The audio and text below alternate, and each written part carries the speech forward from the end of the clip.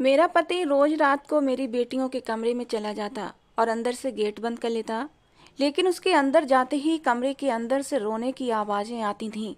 मैं हैरान होती और मैं गेट खटखटाती तो मेरा पति कहता, तुम जाओ, मैं इन्हें टेस्ट की तैयारी करा रहा हूँ।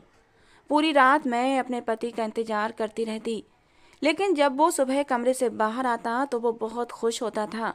लेकिन मेरी दोनों बेटियां लंगड़ाकर चलती थीं। एक दिन राज जानने के लिए मैं उनके कमरे में ही छुप कर बैठ गई। थोड़ी ही देर गुजरी थी और जो कुछ उस कमरे में हुआ, मेरे रोंगटे खड़े हो गए थे। भगवान ये दिन किसी को ना दिखाए। मेरा पति तो अपनी बेटियों के साथ ही। मेरा नाम गरिमा है। मैं 33 साल की हो चुकी थी। मेरा रंग बहुत सांवला था, इतना सांवला कि मेरा रिश्ता नहीं हो पा रहा था। जो भी मुझे देखने के लिए आता मुझे देखते ही रिजेक्ट कर देता। बार बार ठुकराए जाने की तकलीफ सह सहकर मैं अंदर से टूट चुकी थी। मुझे लगने लगा था कि मैं अपने माँ बाप पर बोझ बनती जा रही हूँ। हालांकि मेरे माँ बाप ने कभी मुझे एहसास नहीं दिलाया था कि मैं उन पर बोझ हूँ, लेकिन मैं अब अंदर से टूटने लगी थी। मेरे माँ बाप मेरे लिए कोई कुंवारा लड़का देखते, मगर मेरा रंग रूप देखते हुए मेरे लिए 4-5 बच्चों के बाप का ही रिश्ता आता, या फिर तलाकशुदा इंसान का, या फिर किसी बूढ़े आदमी का। ऐसे इंसान से मेरे पापा मेरी शादी नहीं करना चाहते थे। उनका कहना था, हमारी बेटी हमारे लिए बोझ नहीं है, इसलिए जब वो अच्छा रिश्ता आएगा तभी हम अपनी बेटी की शादी करेंगे। लेकिन धीरे धीरे मेरी उम्र निकलती जा रही थी और मेरे चेहरे से मेरी उम्र साफ पता चलने लगी थी।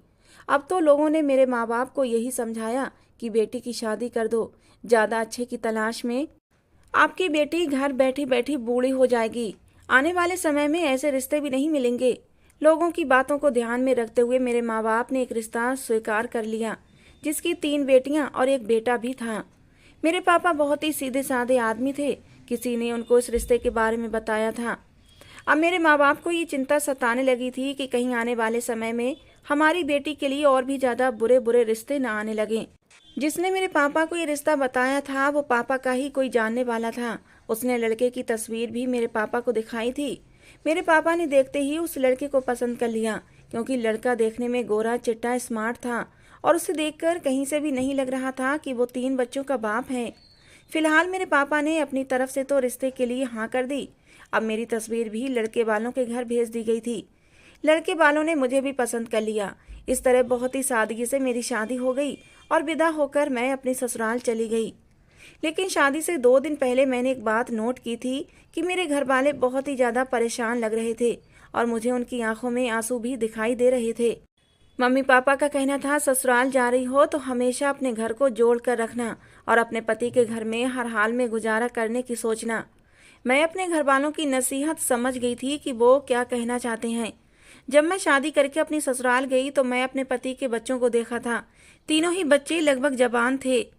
मुझे बड़ी हैरानी हुई। दोनों बेटियां बहुत ही खूबसूरत थीं और लड़का बड़ा ही अजीब टाइप का था। उसने अपने कानों में ईयररिंग पहने हुए थे, जैसे आवारा टाइप के लड़के पहनते हैं। मुझे लगा शायद आजकल का ये फैशन चल रहा होगा। मेरी सास भी जिंदा थी, लेकिन एक अजीब बात यह थी, जब मेरा रिश्ता तय हुआ था सिर्फ आदमियों के बीच ये बात चली थी। जब मेरे पति की माँ जिंदा थी तो फिर वो मुझे देखने मेरे घर पर क्यों नहीं आई थी। मेरी सास देखने में बहुत ही खतरनाक लग रही थी। ऐसा लग रहा था जैसे काफ़ी झगड़ालू टाइप की औरत है। आने वाले टाइम में ये मेरा जीना मुश्किल कर देगी। मुझे मेरे कमरे में भेज दिया गया। वहाँ पर मेरा पति आया। मुझे बहुत ही प्यार से बात की थी। मुझे अपना पति पसंद आ गया। भले ही उसके जवान बच्चे थे, लेकिन वो देखने में बिल्कुल भी जवान बच्चों का बाप नहीं लगता था। फिर मुझे अपना पति पसंद आया था, इसलिए मैंने अपने ससुराल में किसी और रिश्ते की तरफ ज़्यादा ध्यान नहीं दिया। यही बात सोची कि मेरा पति तो अच्छा है, इसीलिए मुझे दूसरे से क्या मतलब रखना चाहिए।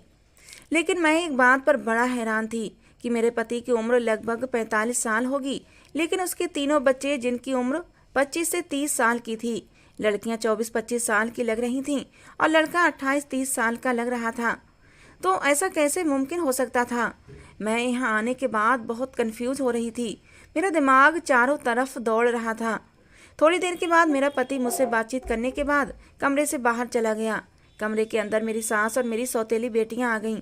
मुझे ये देखकर बड़ी हैरानी हुई थी कि मेरी सौतेली बेटियां अभी तक कुंवारी थीं और वो मुझे माँ कहकर पुकारने लगीं। मुझे बड़ा अजीब लगा था। उसके बाद मेरी सास कहने लगी, चलो लड़कियों तुम कमरे से बाहर निकलो, मुझे बहू से कुछ बात करनी है। ये औरत देखने में बड़ी ही अजीब सी थी, मोटी सी और लाल लाल होंठों वाली। ऐसा लग रहा था जैसे इस औरत को पान खाने की आदत है। मुझसे कहने लगी, इस घर में तुम्हें कभी किसी चीज की परेशानी नहीं होगी। तुम इन बच्चों को देख रही हो, इनकी माँ का साया इनसे बचपन में ही छिन गया था। तभी से मेरा बेटा बहुत परेशान रहने लगा था। हम लोगों ने उसे समझाया कि तुम दूसरी शादी कर लो, तुम्हारी दूसरी शादी करने से तुम्हें कोई अच्छा हमसफर मिल जाएगा और बच्चों को माँ की ममता मिल जाएगी। अब से तुम ही इन बच्चों की माँ हो। उस औरत ने मुझे प्यार किया, ऐसे जैसे मैं उसकी बहू नहीं बेटी हूँ। मुझे खुशी हुई थी। चलो ससुराल में सब लोग अच्छे थे, लेकिन एक बात सोचने पर मजबूर हुई कि जब मेरे पति को दूसरी शादी करनी ही थी, अपने बच्चों को माँ की ममता देना चाहता था, तो जब उसकी पत्नी उसके बच्चों को छोड़कर बचपन में ही मर गई थी, तो तभी दूसरी शादी क्यों नहीं की थी। अब जबकि बच्चे खुद शादी के लायक थे, तो फिर उसने दूसरी शादी क्यों की थी। मेरा दिमाग उलझता ही जा रहा था, लेकिन मैंने सोचा धीरे धीरे मैं खुद ही अपनी ससुराल को समझ जाऊंगी। मेरी सास ने मेरे सर पर हाथ रखा और फिर वो मेरे कमरे से चली गईं। और सास के जाने के थोड़ी देर के बाद ही मेरा पति फिर से कमरे में आया था और मुझसे कहने लगा, तुम्हें मेरी बेटी और मेरा बेटा कैसा लगा? उनका तुम्हें बहुत ख्याल रखना है, साथ ही साथ मेरी माँ का भी ख्याल रखना। मैंने कहा, मैं बहुत हैरान हूँ कि आपके बच्चे इतने जवान हैं और आप उन बच्चों के बाप नहीं लगते। मेरी बात सुनकर वो हंसने लगा, कहने लगा, तुम ही नहीं बल्कि सारे लोग ही मुझसे ये सवाल करते हैं क्योंकि मैं इतना जवान जो लगता हूँ। मेरा पति मुस्कुराते हुए मुझसे कहने लगा, खैर मैं अपने पति से खुश थी। उसने मुझे बताया कि वो शुरू से ही अपना बहुत ख्याल रखता है, जिम भी करता है और उसने अपनी सारी जिंदगी लगभग जिम करने में ही गुजार दी है, जिसकी वजह से वो इतना जवान नजर आता है। जो लोग अपनी सेहत पर ध्यान देते हैं वो लोग कभी भी जल्दी बूढ़े नहीं होते। अपने पति की बात सुनकर मैं बहुत ज़्यादा इम्प्रेस हुई थी। मेरे पति ने कहा, मैं तुम्हें भी जवान रखूंगा, समय के साथ साथ तुम बूढ़ी होने के बजाय और भी ज़्यादा खूबसूरत होती जाओगी। मैंने अपने पति से कहा कि मैं कैसे खूबसूरत हो सकती हूँ, कहाँ मैं सांवली सी, कहाँ आप गोरे चिट्टे से। मेरे पति ने कहा, ऐसी बातें मत करो, तुम मुझे बहुत अच्छी लगती हो। गोरे काले से क्या होता है, इंसान की सीरत अच्छी होनी चाहिए। उसकी प्यार भरी बातें सुनकर मैं खुश हो गई थी। धीरे धीरे मेरा पति मेरे करीब होने लगा था। उसकी संगत पाकर मैं बहुत खुश थी।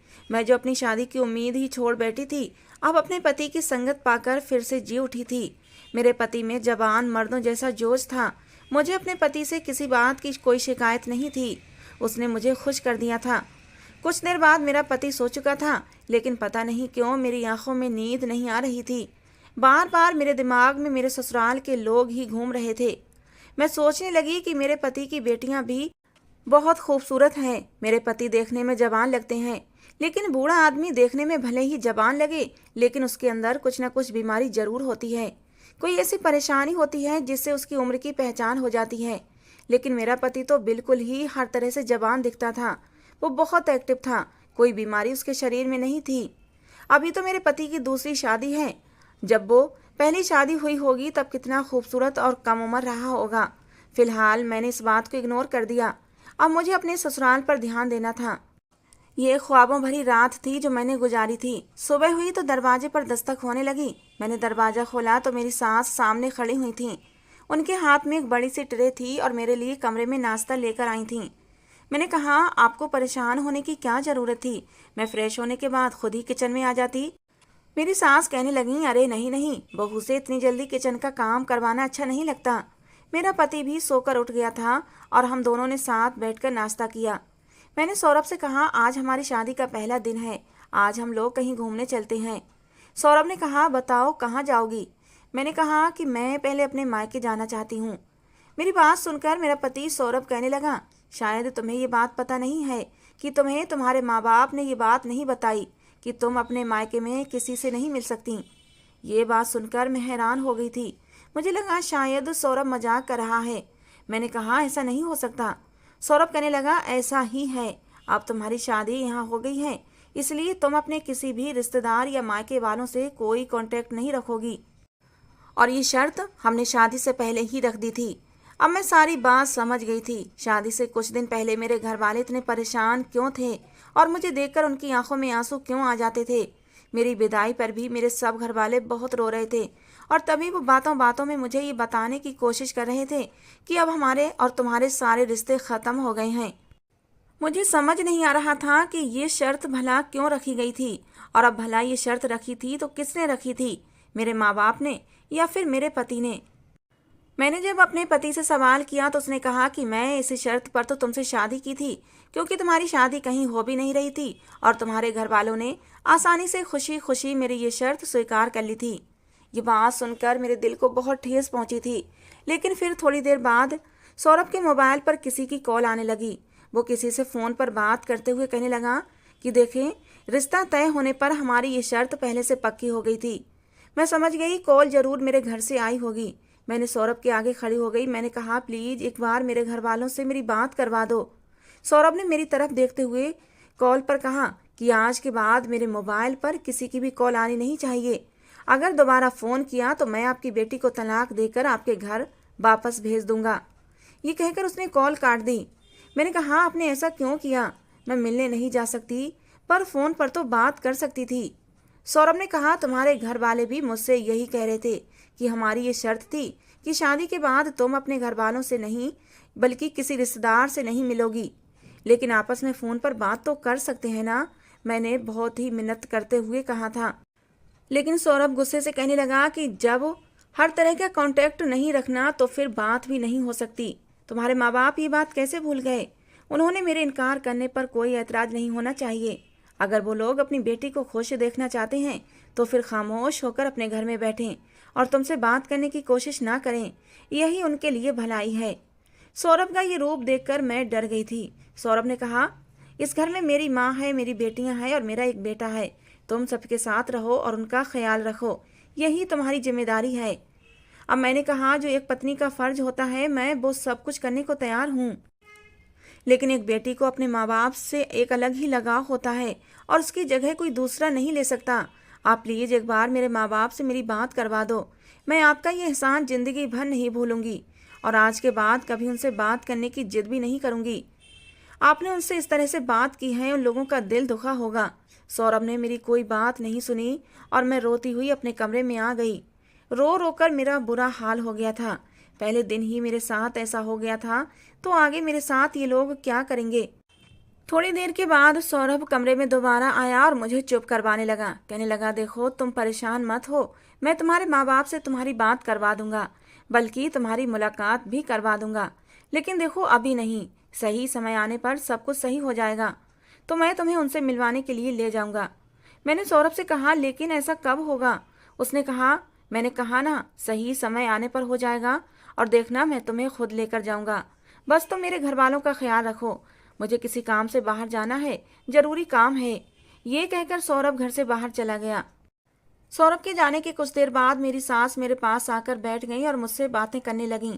थोड़ी देर के बाद मेरे पति की बड़ी बेटी से कहने लगी, जाओ तुम्हारी माँ ने रो रो कर अपना बुरा हाल कर लिया है, इसके सर में दर्द होगा, इसलिए इसके लिए एक कप चाय बना दो।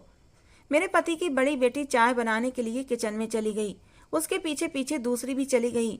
मैंने बहुत मना किया कि मैंने अभी नाश्ता किया है, अभी मेरा चाय पीने का मूड नहीं है, लेकिन उन्होंने ज़बरदस्ती मेरे लिए चाय बना दी और वो चाय का कप मुझे देकर कहने लगी, लो ये चाय पी लो। मैं मना करती रही क्योंकि मेरा कुछ भी खाने पीने को मन नहीं कर रहा था। फिर मैंने सोचा कि आज मेरा ससुराल में पहला दिन है, मैं नहीं चाहती थी मेरे ससुराल वाले पहले ही दिन मुझसे नाराज़ हो जाएं, इसलिए मैंने और ज़्यादा जिद नहीं की और चाय का कप ले लिया। लेकिन जैसे ही मैंने चाय का कप अपने होठों से लगाया, मुझे चाय से एक अजीब सी स्मेल आने लगी। ऐसा लगा जैसे ख़राब दूध की बनी चाय हो।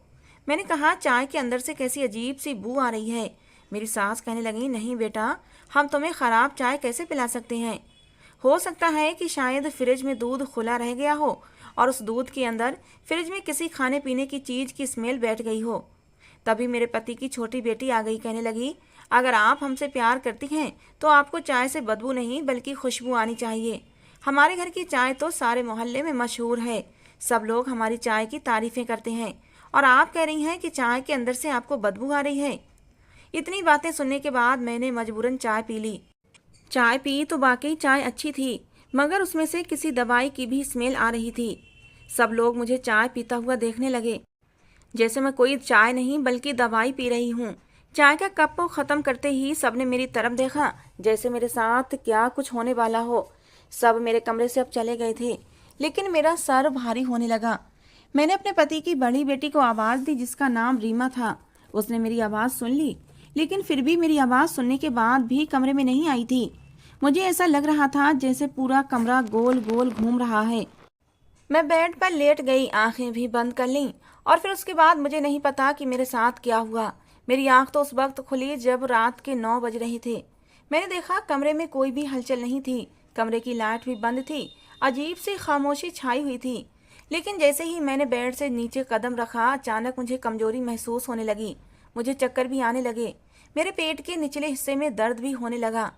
मेरे साथ ये क्या हो रहा था? मैं सोचने की कोशिश करने लगी। मुझे याद आया मैंने सुबह 9 बजे चाय पी थी और उसके बाद ही मैं सो गई थी, और अब रात को जाकर कहीं मेरी आंख खुली थी। आखिर ऐसा क्या हो सकता है कि मैं इतनी देर तक सोती रही? आज शादी का पहला दिन था और मैंने अपनी ससुराल में सोते हुए ही गुजार दिया था। अभी मैं उठकर अपने कमरे की लाइट जलाने ही वाली थी कि मुझे खींचकर किसी इंसान ने दबोचा था। वो मुझे खींचता हुआ दूसरे कमरे में ले गया। मैंने चिल्लाने की कोशिश की, लेकिन जिस इंसान ने मुझे दबोचा था उसने मेरे मुंह पर हाथ रख दिया था। मुझे समझ नहीं आ रहा था ये कौन आदमी है जो मुझे इस तरह दबोचे हुए है। मैं हाथों के एहसास से महसूस कर सकती थी कि ये हाथ मर्द के हैं। मैं जान सकती थी कि ये हाथ मेरे पति के नहीं थे। मैंने उस इंसान को जोर का धक्का मारा और मैं उस कमरे से भागते हुए अपने कमरे में पहुंच गई। न जाने कौन आदमी था, मेरे साथ ऐसा क्यों कर रहा था। मुझे अपनी ससुराल में कुछ भी ठीक नहीं लग रहा था। काफी बड़ा हवेली की तरह बना हुआ मकान था। मैं अपने कमरे के अलावा घर को पूरी तरह देखा भी नहीं था। मुझे अब इस घर में डर लगने लगा था। मैं अपने कमरे में आ गई, क्योंकि मुझे अपने कमरे की अच्छी तरह पहचान हो गई थी, और उसके बाद मुझे किचन का रास्ता मालूम था। बाथरूम मेरे कमरे में ही अटैच था कि तभी मेरे कमरे में किसी के आने की आहट हुई थी। मैंने देखा सौरभ सामने खड़ा मुस्कुरा रहा था। उसने मेरी तरफ देखा और कहने लगा, क्या हुआ, तुम्हें इतनी डरी हुई क्यों हो? मैंने कहा, आप कहाँ गए थे? मैं बहुत ज़्यादा डर गई थी। सौरभ कहने लगा, अरे भाई क्यों डर रही थी? ये मेरा घर है, कोई भूत बंगला थोड़ी है जो तुम डर गई थी। वो अंदर आते हुए कहने लगा, मैं कहकर तो गया था कि मैं किसी जरूरी काम से जा रहा हूँ, थोड़ी देर में आ जाऊंगा, पर जब मैं आया तो तुम सो रही थी। उसके बाद मैं अपनी बेटियों और अपनी माँ से बातें करने बैठ गया था। मैंने जल्दी से सौरभ का हाथ पकड़ लिया। उसने कहा, तुम परेशान क्यों होती हो? मैंने उसे बताया कि किसी ने मुझे दबोच लिया था। आखिर उस दूसरे कमरे में कौन था? उसने कहा, उस कमरे में तो मैं ही था। तुम्हें क्या लगा किसी और ने आकर तुम्हें दबोच लिया? भला मेरे घर में मेरे अलावा कौन आएगा? ये पूरा घर मेरा है। इस घर में मेरी बेटियां रहती हैं, मेरी माँ रहती हैं, और मेरा बेटा भी रहता है। बेटा तो सारा दिन नौकरी पर रहता है, सिर्फ रात को ही सोने के लिए घर आता है, और वो भी रात के 11 बजे से पहले नहीं आता। अभी तो 10:30 बज रहे हैं। तो मैं ही था जिसने तुम्हें दबोचा था। मैंने कहा, अगर आप थे तो आपने मुझे बताया क्यों नहीं? आपने मेरा मुंह बंद क्यों कर रखा था? आपको पता है ना मैं कितना ज्यादा डर गई थी। ये बात सुनकर मेरा पति जोर जोर से हंसने लगा। कहने लगा, मैं तुम्हें डराना ही तो चाहता था। मैं देखना चाहता था तुम कितनी बहादुर हो, लेकिन तुम तो बड़ी ही डरपोक निकली। खैर, मैंने सौरभ की बात पर विश्वास कर लिया था कि जरूर सौरभ ने ही मेरे साथ मजाक किया होगा। फिर सौरभ कहने लगा, अच्छा उठो, खाना खा लो। मैंने कहा, मेरा कुछ भी खाने को मन नहीं कर रहा। हाँ, मेरे सर में दर्द हो रहा है। मुझे ऐसा लग रहा है जैसे मेरे शरीर में बहुत कमजोरी है। सौरभ ने कहा, चलो ठीक है, मैं तुम्हारे लिए चाय बनवा कर लाता हूँ। चाय पीने से तुम्हारे सर का दर्द ठीक हो जाएगा। मैंने कहा, नहीं नहीं, मैं इतनी ज़्यादा चाय नहीं पीती, मेरा चाय पीने का मन नहीं है। सौरभ कहने लगा, चलो ठीक है, मैं तुम्हारे लिए जूस बनवा देता हूँ, इससे तुम्हारी कमजोरी दूर हो जाएगी। लेकिन जूस के लिए भी मैंने मना कर दिया। मैंने कहा, मुझे कुछ भी नहीं पीना। अजीब बात यह थी, मेरा पति मेरे लिए ज़बरदस्ती जूस बनाकर ले ही आया। मैंने कहा, मैं कुछ नहीं खाना चाहती और ना ही कुछ पीना चाहती हूँ। ना जाने क्यों ससुराल में आने के बाद मुझे भूख प्यास कुछ भी नहीं लग रही थी। सौरभ ने कहा, मुझे तुम्हारी कोई बात नहीं सुनी, तुम अपनी सेहत का ख्याल रखो, इसलिए मैं तुम्हारे लिए जूस बनाकर लाया हूँ। तुम्हें मेरे हाथ का बना जूस पीना ही पड़ेगा। मुझे अपने पति की बात अजीब लगी थी, लेकिन फिर मैंने जूस पी लिया, और फिर वैसा ही हुआ जैसा मेरे साथ आज सुबह हुआ था। जूस पीते ही मैं सो गई थी, और जब अगले दिन उठी तो ऐसा लगता था कि ये जूस नहीं बल्कि कोई ऐसी चीज़ थी जिसे पीकर मुझे नींद आ गई थी। जब मैं सोकर उठी थी तो मुझे बहुत गुस्सा आ रहा था, क्योंकि जब मेरी आँख खुली तो सुबह के 11:30 बज रहे थे। मैं इतनी ज़्यादा कैसे सो सकती थी? लेकिन अब मुझे शक होने लगा था। ज़रूर ये लोग मुझे नशीली चीज़ दे रहे हैं, जिसकी वजह से मुझे इतनी ज़्यादा नींद आती है और मेरे अंदर कमज़ोरी बढ़ती जा रही थी। मैंने सोच लिया मुझे किसी की दी हुई चीज़ ना तो खानी है और ना पीनी है। मैं खुद अपने हाथ से बना हुआ खाऊंगी। और ऐसा ही मैंने अगले दिन किया था। मैंने घर के सारे काम किए, खाना भी मैंने अपने लिए खुद ही बनाया था। घर में एक अजीब तरह से वीरानी और खामोशी छाई हुई थी। इस खामोशी में मैं किसी से क्या बात कर सकती थी? सब लोग अपने अपने कमरों में थे, मेरा पति भी। और उसका बेटा सुबह नौकरी के लिए निकलते तो फिर रात को ही वापस आते थे। लेकिन इस समय एक अजीब बात यह थी कि इतना ध्यान रखने के बावजूद भी मेरी नींद का आना कम नहीं हुआ था। मैं जब भी सोती तो इतना ज़्यादा सोती थी कि जिसकी कोई हद नहीं थी। मेरी हालत भी दिन ब दिन कमज़ोर होती जा रही थी। मैं समझ नहीं पा रही थी आखिर मेरे साथ ये सब क्या हो रहा था। अब तो मैं इस घर के किसी भी आदमी का दिया हुआ खाना भी नहीं खाती थी, खुद ही बनाती थी और खुद ही खाती थी। आज मैंने सोचा कि मैं व्रत रख लेती हूँ, लेकिन मेरी हालत व्रत रखने के काबिल भी नहीं थी। फिर भी मैंने रख लिया। मैंने निर्जल व्रत रखा था, पानी तक नहीं पिया था, घर का कुछ भी काम नहीं किया। अजीब बात तो ये थी, आज मुझे नींद भी नहीं आई थी और मुझे किसी ने तंग भी नहीं किया था। और फिर एक ऐसी बात मेरे सामने आई जिसने मेरे होश उड़ा दिए। मैं अपने पति के आने का इंतजार कर रही थी, क्योंकि आज मैं जाग रही थी। वरना जब भी सौरभ काम से घर आते तो मुझे पता ही नहीं चलता था कि वो कब आया और घर में आने के बाद उसने क्या किया। मैंने व्रत खोलने की तैयारी की। अपने पति के आने से पहले मैंने अच्छे से कपड़े पहन लिए थे। तैयार होकर मैं दरवाजे पर खड़ी सौरभ का इंतजार कर रही थी कि तभी अचानक से मुझे किसी काम की याद आ गई और मैं वापस अपने कमरे में चली गई। इतनी देर में मेरे पति के घर आते ही उसकी दोनों बेटियों ने और माँ ने उसे घेर लिया और उसे दूसरे कमरे में ले गईं। मैं हैरान थी, वो मुझसे बात करने की बजाय अपनी बेटियों के कमरे में क्यों चला गया। मैं उसकी बेटियों के कमरे के दरवाजे के पास जाकर खड़ी हो गई। कमरे के अंदर मेरा पति अपनी बेटियों और अपनी माँ के साथ था। मैंने दरवाजे को बजाना शुरू कर दिया, पर दरवाज़ा नहीं खुला। कुछ देर तक मैं दरवाज़ा बजाती रही। मेरा पति गुस्से से दरवाज़ा खोलते हुए बाहर निकला। उसकी आंखों में गुस्सा झलक रहा था। मुझे देखते ही कहने लगा, पागल हो गई हो क्या? इतनी जोर जोर से दरवाज़ा क्यों बजा रही हो? मैंने तुम्हें मना किया था कि तुम अपने कमरे से ज़्यादा बाहर मत निकला करो। तुम यहाँ क्या कर रही हो? मैंने सौरभ से कहा कि ये घर मेरा भी है, मैं इस घर के कमरे के अंदर ही क्यों रहूं? सौरभ कहने लगा, बकवास बंद करो और अपने कमरे में जाओ। मैंने कहा, मुझे भी आप लोगों के साथ कमरे में बैठकर बातें करनी हैं। सौरभ ने कहा, ये कमरा मेरी बेटियों का है और इस टाइम मैं अपनी माँ और बेटियों के साथ रहता हूँ। उसने मुझे धक्का मारते हुए कहा कि जाओ अपने कमरे में, जब तुमसे बात करने का टाइम आएगा तो तुमसे बात करने तुम्हारे कमरे में आ जाऊंगा। मुझे बड़ी हैरानी हुई थी कि सौरभ को अपनी बेटी और माँ से बात करने के लिए सिर्फ रात का टाइम ही मिला था। मैं बाहर खड़ी हो गई और मेरे पति ने मेरे मुंह पर दरवाज़ा बंद कर लिया और अंदर से धीरे धीरे बोलने की आवाज़ें आने लगीं। दरवाजे पर कान लगाकर मैंने उन लोगों की बातें सुनने की कोशिश की, लेकिन मेरी कोई भी बात समझ नहीं आ रही थी। फिर मैंने खिड़की खोलने की कोशिश की।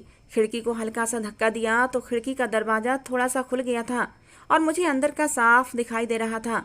मैंने देखा अंदर लगभग 7 लोग मौजूद थे। मेरे पति के 3 बच्चे, बेटा और 2 बेटियां थीं। एक औरत जो कि मोटी थी, उसको तो मैं दूर से ही पहचान सकती थी, वो मेरी सास थी, और एक मेरा पति।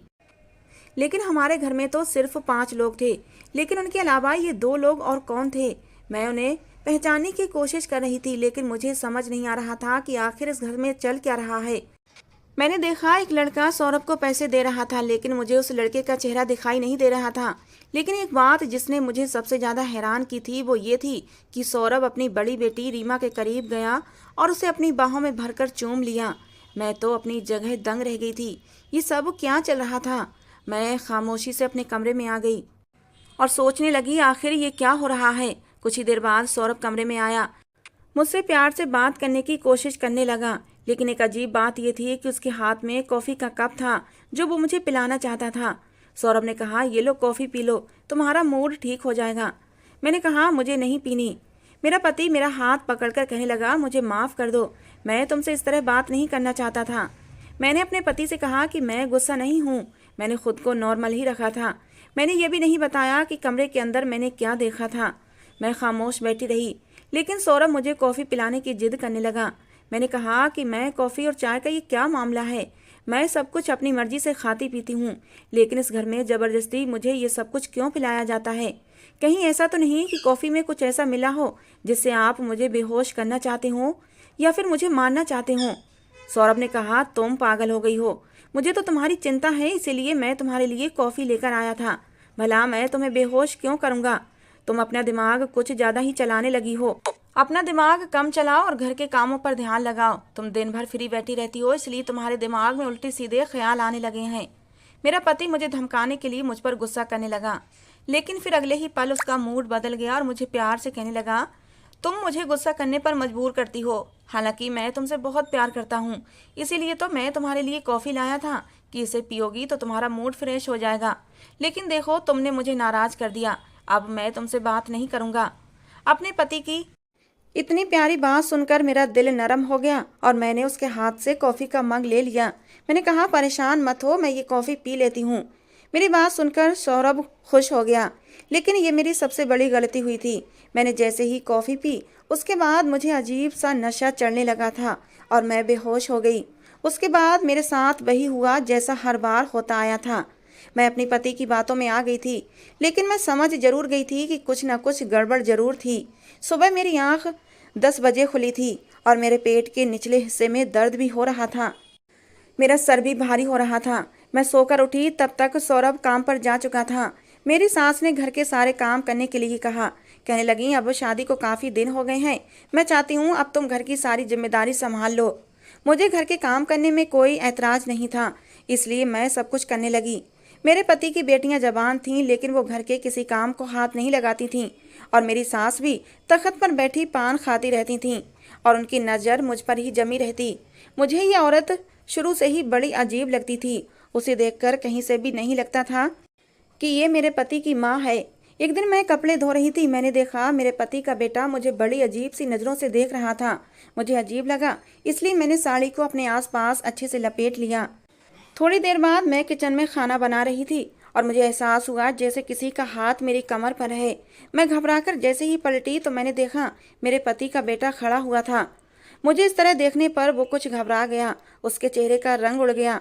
मैंने कहा, तुम्हें क्या चाहिए और ये क्या हरकत कर रहे हो? वो कहने लगा, माँ मुझे कुछ भी नहीं करना, बस मुझे पानी पीना था, इसलिए मैं किचन में आया था, मैं जा रहा हूँ। ये कहकर वो किचन से चला गया, लेकिन मेरा शरीर बुरी तरह काँप रहा था। ना जाने इस घर का माहौल कैसा था।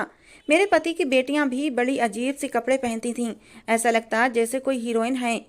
एक दिन दरवाजे पर दूध वाला आया तो मैं दूध लेने दरवाजे पर चली गई। जैसे ही दरवाजे पर गई तो गली में 2 औरतें खड़ी थीं।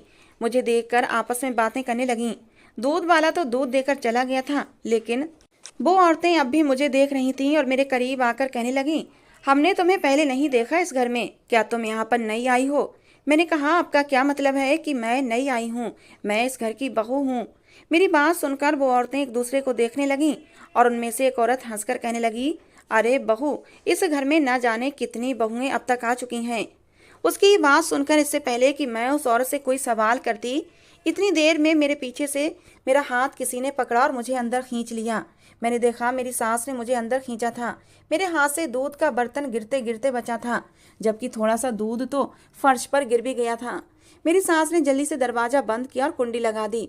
मुझे घूरते हुए कहने लगी, मेरे बेटे ने तुझे कितनी बार मना किया है कि ज़्यादा इधर उधर ताका झांकी करने की ज़रूरत नहीं है। अगर ये बात सौरभ को पता चल गई कि तू दरवाजे पर खड़ी मोहल्ले की औरतों से बातें कर रही थी, तो तू नहीं जानती वो तेरा क्या हाल करेगा। मैंने कहा, मैंने ऐसा भी क्या गलत कर दिया?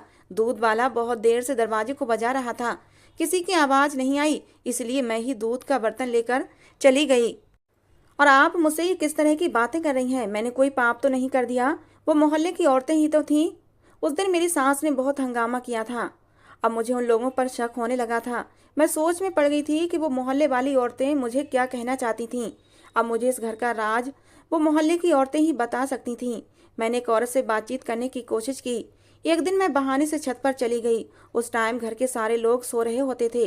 छत पर जाने के बाद घर के सामने वाली छत पर पत्थर उठाकर मारने लगी थी कि कोई बाहर आए और मैं मौका देखकर उससे बात करूं। मेरे पत्थर मारने पर एक औरत खिड़की पर झांकने लगी। मैंने उसे आवाज़ लगा दी। बहाने से औरत को छत पर बुला लिया। वो औरत अपनी छत पर आ गई। हमारे घर की छतें आमने सामने थीं।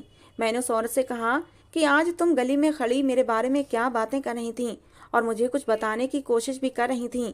मैं इस घर के बारे में सब कुछ जानना चाहती हूँ। प्लीज़ मुझे सब कुछ बता दो। मैं यहाँ बहुत परेशान हूँ। मुझे ये घर बहुत अजीब लगता है। उस औरत ने कहा, हाँ मैं तुम्हें सब कुछ बता दूंगी, लेकिन इस मामले में मेरा नाम नहीं आना चाहिए। मैंने कहा, ठीक है, तुम्हारा नाम नहीं आएगा। उस औरत ने बताया, जिस घर में तुम रहती हो ये कोई घर नहीं और ना ही तुम्हारा ससुराल है। जो आदमी इस घर में रहता है वो तुम्हारा पति भी नहीं, बल्कि ये लोग आपस में ही इस घर के फैमिली मेंबर नहीं है।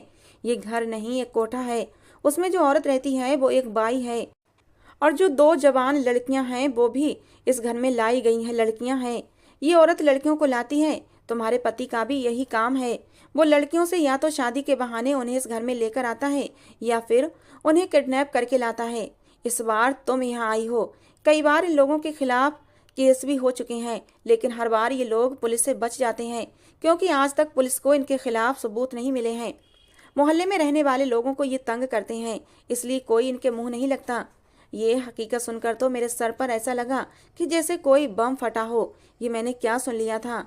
मैं जिसे अपना ससुराल समझ रही थी वो तो एक कोठा था, और हर रात मेरी इज्जत नीलाम होती थी। मुझे नशीली दवा देकर मेरी इज्जत के साथ खिलवाड़ किया जाता था। मेरी आंखों से आंसू बहने लगे थे। जैसे तैसे करके मैंने खुद को संभाला। मैंने कहा, इस घर में जो लड़का रहता है वो कौन है? उस औरत ने बताया, जो लड़का रहता है वो तुम्हारे पति का बेटा नहीं, बल्कि वो बाई का बेटा है, और उसका भी यही काम है। वो लड़कियों पर नजर रखता है। जो लड़की घर में रहती है कि कहीं वो भाग न जाए। यहाँ पर हर एक महीने नई लड़की को लाया जाता है। मैंने कहा, यहाँ पर लड़कियों को लाने के बाद क्या किया जाता है? हालांकि मुझे पता था यहाँ पर लड़कियों और औरतों के साथ क्या होता है, लेकिन फिर भी थोड़ी सी आस बची हुई थी कि शायद मेरी इज्जत सही सलामत हो, मेरे साथ ये घिनौना पाप ना किया गया हो। उस औरत ने बताया, तुम पागल तो नहीं हो? तुम्हारे साथ क्या हो रहा है तुम्हें नहीं पता? मैंने कहा, मुझे नहीं पता। उसने कहा, यहाँ पर जो भी लड़की आती है उसके शरीर को बेचा जाता है। ये सुनकर तो मेरे पैरों तले से जमीन निकल गई थी। उस औरत ने बताया, ये लोग बहुत खतरनाक लोग हैं। ये लोगों के सामने सीधे बनते हैं, लेकिन उनकी हकीकत हम लोग जान चुके हैं, क्योंकि हम इनके पड़ोस में ही रहते हैं। यहाँ पर लाने वाली लड़कियों को बेहोश कर दिया जाता है और उनकी कीमत लगाई जाती है। वो लड़की जब तक बेहोश रहती है उसे कुछ पता नहीं चलता उसके साथ रात भर क्या होता रहा है। उस औरत की बात सुनकर तो मेरे पसीने छूटने लगे थे। आखिर ये औरत क्या कह रही थी?